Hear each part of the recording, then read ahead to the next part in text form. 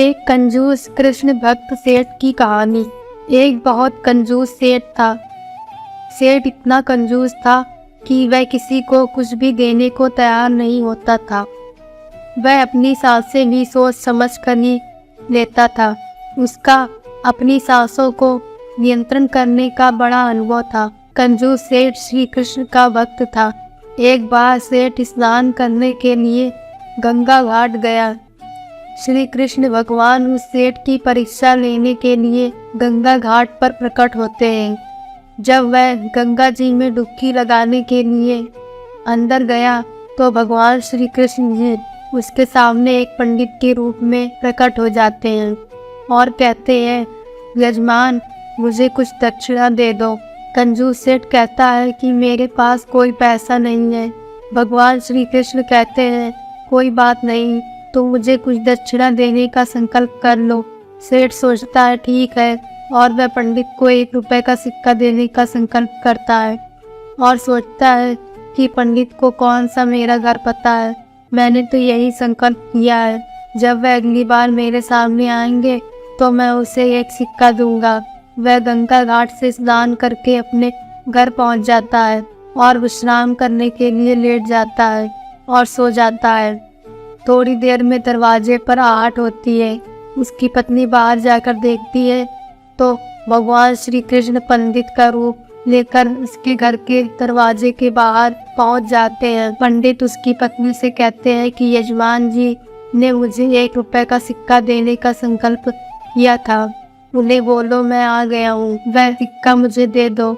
जब कंजूस सेठ की पत्नी जाकर उसे कहती है, आपने किसी से कोई संकल्प किया था? सेठ ने कहा, सुबह एक पंडित को बोला था तुम्हें 1 रुपए का सिक्का दूंगा। पत्नी बोली कि वह बाहर आए हैं और अपना सिक्का मांग रहे हैं। सेठ बोलता है, जाकर कह दो कि मैं बीमार हूँ, फिर कभी आना।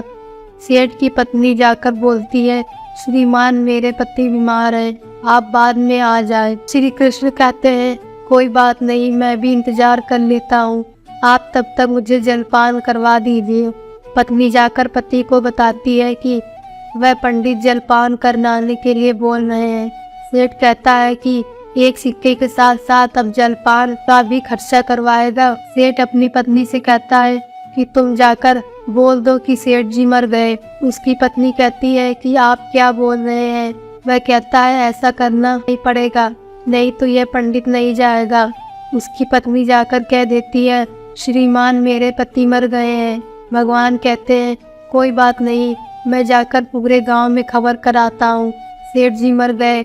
आप अकेली कहाँ सारे गांव भर में घूमती फिरेंगी। थोड़ी देर में सारा गांव इकट्ठा हो जाता है और सेठ की पत्नी बार बार कहती है कि मेरे पति जिंदा है, वह नहीं मरे। तो सभी कहते हैं कि यह तुम्हारी मोह माया है, इसलिए तुम्हें लग रहा है कि वह जिंदा है। क्योंकि सेठ जी का अपनी सांसों पर पूरा नियंत्रण था, इसलिए उसने पूरा समय अपनी सांसें रोक रखी। बात सेठ की शैया तक पहुंच जाती है। भगवान सोचते हैं, इतनी कंजूसी की 1 सिक्का देने को तैयार नहीं, मरने को तैयार है। भगवान सोचते हैं, अब मैं इसका क्या करूं? जब गांव के लोग उसे अंतिम यात्रा के लिए ले जाने लगते हैं तो वह पंडित लोगों से कहता है कि मुझे सेठ के कान में कुछ कहना है।